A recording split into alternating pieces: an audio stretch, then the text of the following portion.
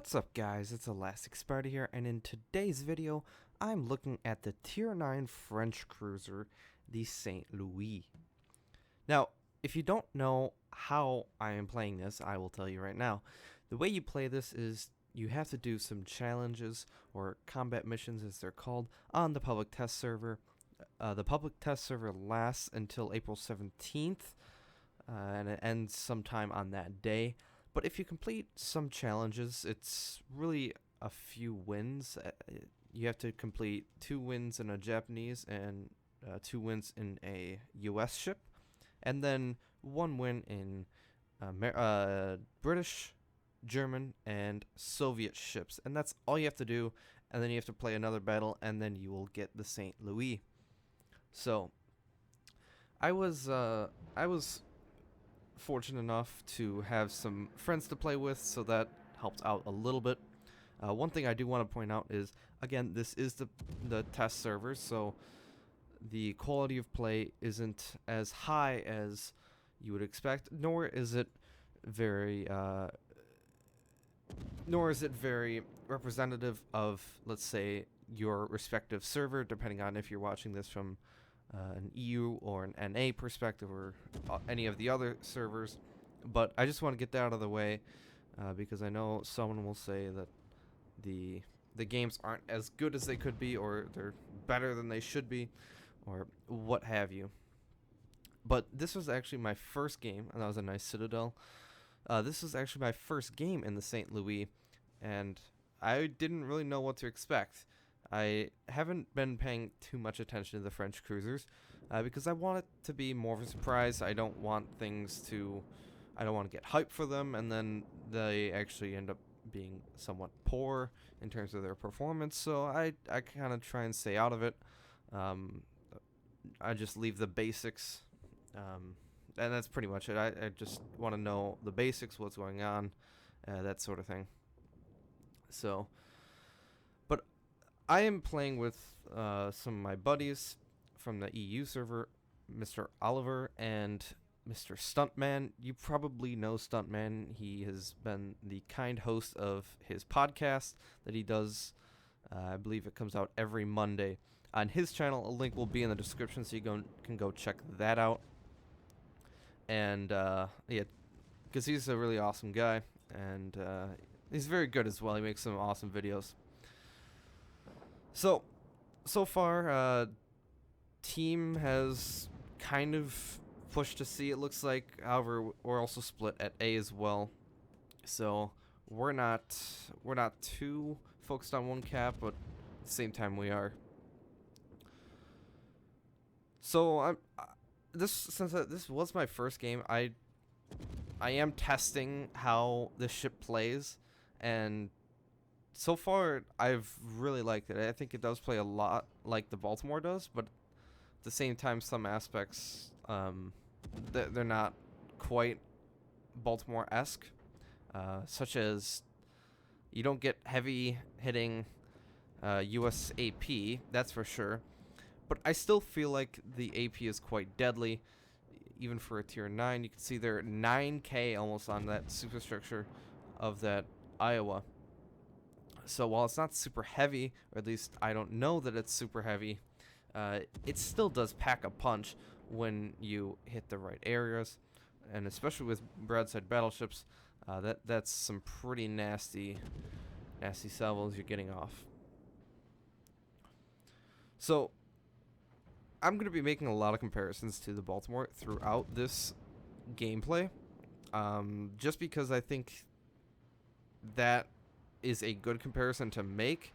The Baltimore and the St. Louis are actually quite similar to each other in many respects. So first of all, overall gun performance. If you are running the super heavy AP or the upgraded guns on the Baltimore, you do get slower shells than the French cruiser. It's a difference of, let's see, 792 meters per second versus, I think it's 840 something, 842. So you do get faster shell velocity. So that's good. That is something that I noticed when I first started playing, that the shell velocity was very, very nice. I expected US cruiser arcs, but I got something a little bit better, which I'm happy about. However, I believe the HE is same velocity. However, I do like to point out, though, the St. Louis has a 1% better fire chance than the Baltimore. So just to keep that in mind, if you're looking for potential fire breather builds. But the way that I went into this was I play it like a Baltimore. And it's not a bad assumption. I think for the first game, I did all right. I certainly could have done better, but that's the way that I thought about going into this battle. So at this point, half of our team's dead, and we've only killed 3 ships, and actually no one's capped anything, and it's been almost 7 minutes now. So a bit stagnant of a game thus far in terms of capping. All of our destroyers are dead, unless you include Ali in the Minotaur, which, for all intents and purposes, he is basically a destroyer. But yeah, even now, after I've played probably a good 10-ish games, I think I've started to get it down. You don't have quite as good AP as, let's say, the Baltimore does, but you do have pretty good high explosive. However, it's still, again, quite similar. So when you do get broadsides of battleships and cruisers at 12-ish kilometers, you really do some damage. That's to be expected of tier 9 cruisers at this stage of the game, but I just want to point that out. But for the most part, you do switch a lot between AP and HE. A lot. For this game, of course, I did stick to AP a little bit more, just because I was expecting heavier AP. Now, first of all, I'm going to talk about the anti-air, but if you want to know more about the anti-air, I'm going to post a video on my personal channel. I'll leave a link in the description as well. So if you want to check out more gameplay with some anti-air featuring, then you can go do that, as well as just general gameplay. I think there was a carrier in that game, but I think I do get some anti-air use out of it. The anti-air is pretty good, though. It is very similar to the Baltimore. If you do pack all the AA range, the AFT, then you can get it to 7.2, which is quite nice, considering your detectability by air is 7.1, so that is actually quite good. I guess you could say you can stealth fire with AA guns, but 0.1 kilometers or 100 meters really isn't that big of a deal or something to ride home about, so I'm not going to make too big of a deal about it. So, but the anti-air is good. It has a lot of different guns. They've got 20 millimeters, they got 100 millimeters, they got 40 millimeters. So there's a wide variety of things that you can choose from for the St. Louis. However, my buddy in the St. Louis himself, Stuntman, he did go for manual fire control, and after this game he did test it with Ollie in an Essex that was fully upgraded, and I think he said he liked the AA quite a bit. I think it is going to rival the Baltimore, but he did say that the anti on the St. Louis is a little bit better at longer range, but in mid-range the Baltimore's AA is much better, and that's kind of to be expected. But it is something to not laugh about. The anti-air on this ship is quite good, and you do have to watch out carriers if you do plan to go after a St. Louis, especially with defensive fire. You do have to be careful. So anti-air is pretty good, especially if you spec into it, which I don't see why you shouldn't. And oh boy, here we go. We're gonna start to see the AP shells raining and aiming, of course, at that upper belt armor. trying to get those nice penetrations. You can see 5k there and another 4k on the follow-up. See if I can't kill him. Yep, I get the kill. Grozavoy is, of course, running away towards the Bismarck. I don't know how that's gonna work. Pop my heal. The heal isn't too bad. I think it is standard cruiser heals. Of course, not standard in terms of British, but standard in terms of like American, Japanese, Russian, German, that whole thing. So it's not too good. I would have liked to see a little bit better of a heal.